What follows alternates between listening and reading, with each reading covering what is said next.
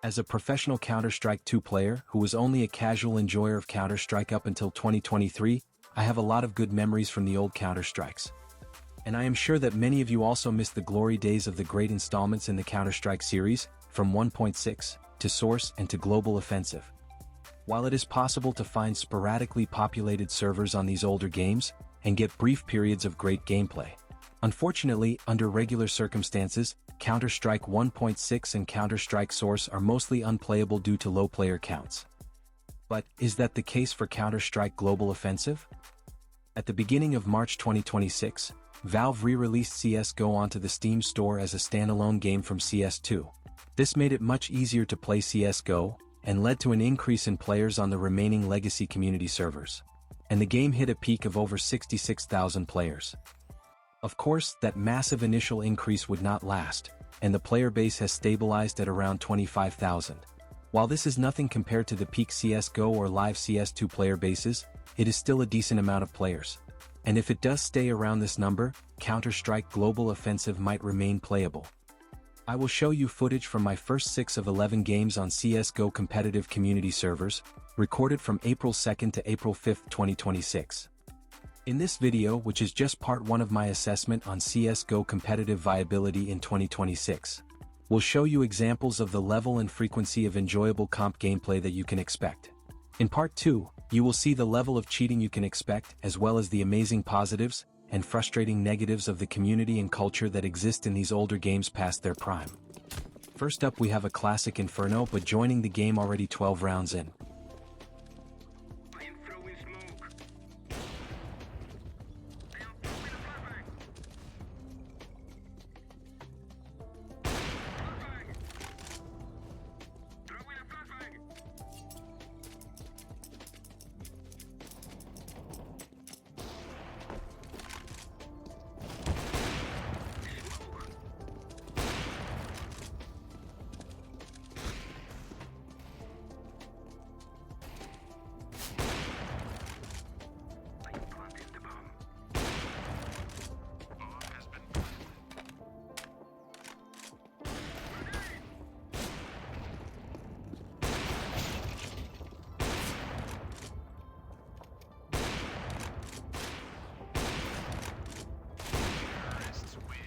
This game was not the best example, but cool DlLlN clip.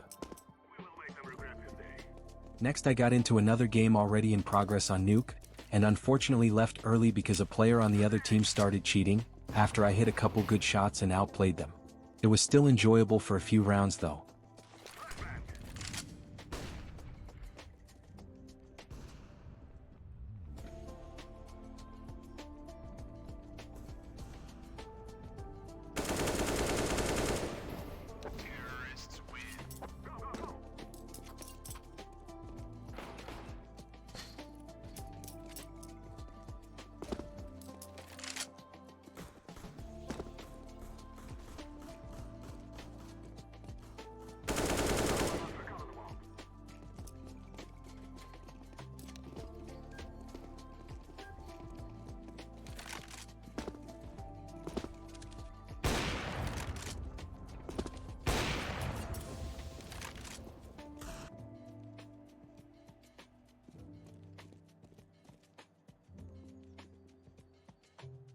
I'm planting the bomb.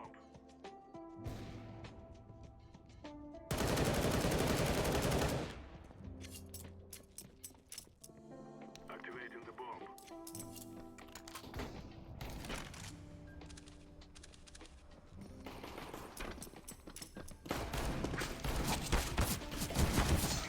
Got the cheater and knifed a noob, so we can call it a success. For my third game, I got another in progress on Nuke, but it seems to be competitive.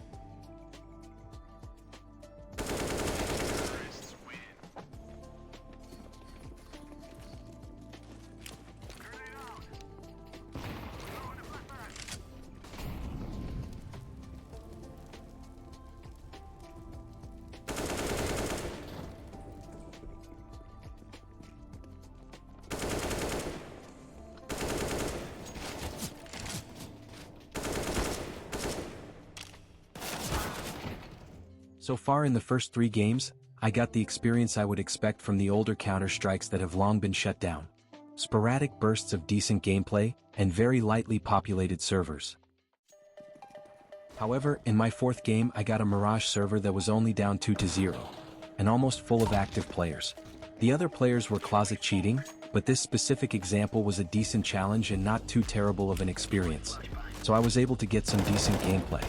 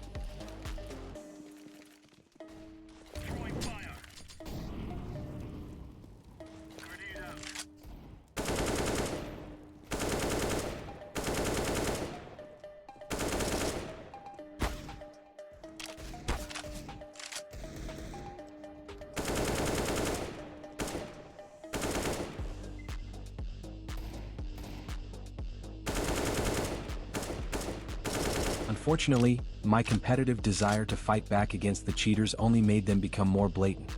So I left the game early. Still got a couple rounds of enjoyable gameplay though. In my 5th attempt, I got into another server with cheaters.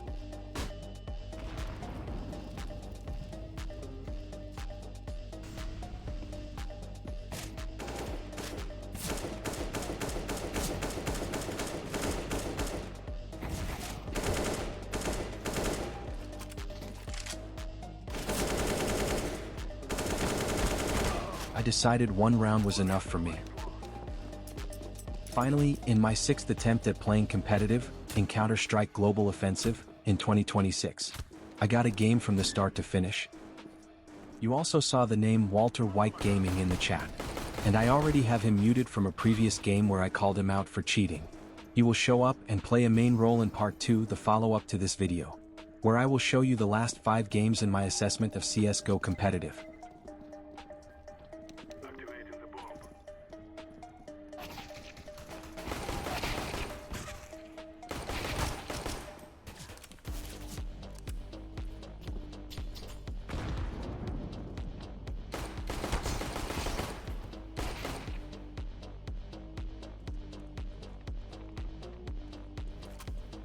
I'm planting the bomb. Bomb has been planted.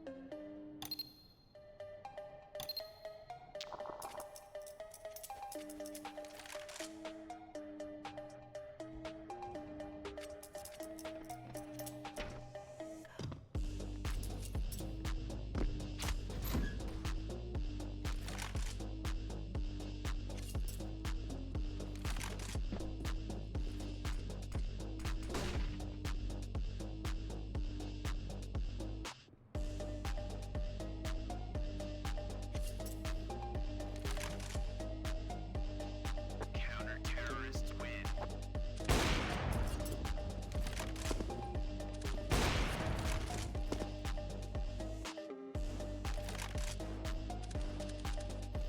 Throwing fire.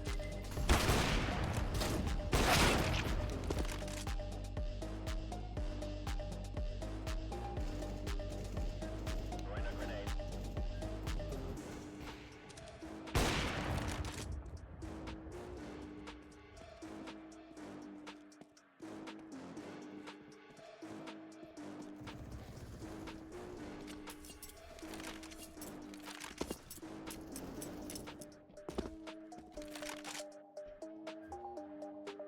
Counter-terrorists win.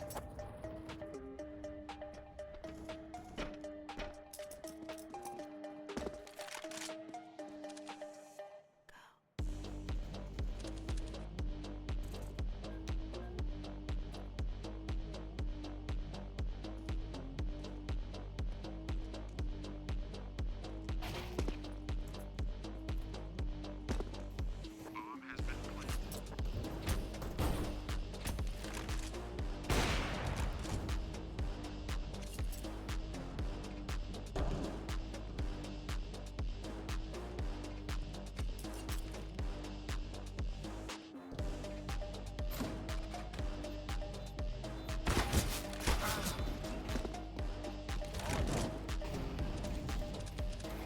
Fire in the hole.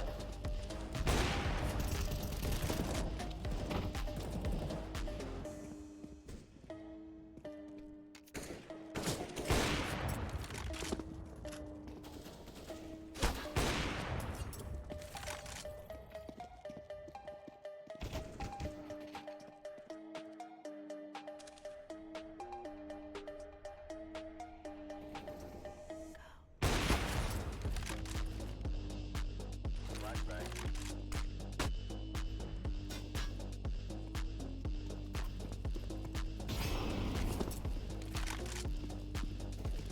Laying down smoke. Grenade out.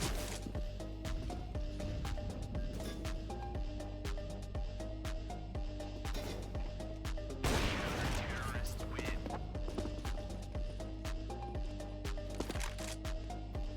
Molotov. Grenade.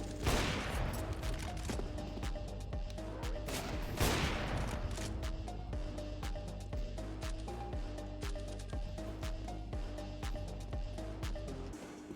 Throwing a grenade.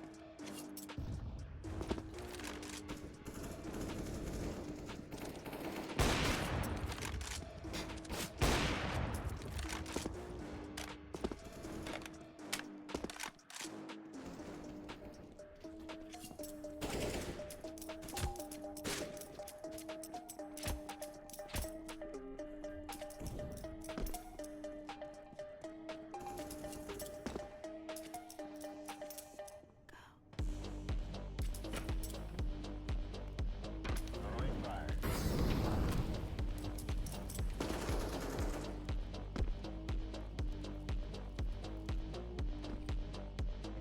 I had a great performance with the AWP in this game, and the cheaters were avoiding raging against me because I called them out. Although there was some goofing around, it was still a pretty competitive and enjoyable game. In my first 6 games of assessing competitive Counter-Strike Global Offensive in 2026, you can get the idea that enjoyable gameplay is available, if you can find it. But it may take time, luck, and patience with some server hopping. If you liked the video, stay tuned into my channel by hitting the subscribe button.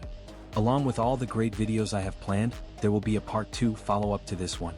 And in that video you will see both the amazing and disturbing parts of gaming on Counter-Strike Global Offensive's legacy community servers. As always, let me know what you think in the comments. Thanks for watching. See you next time.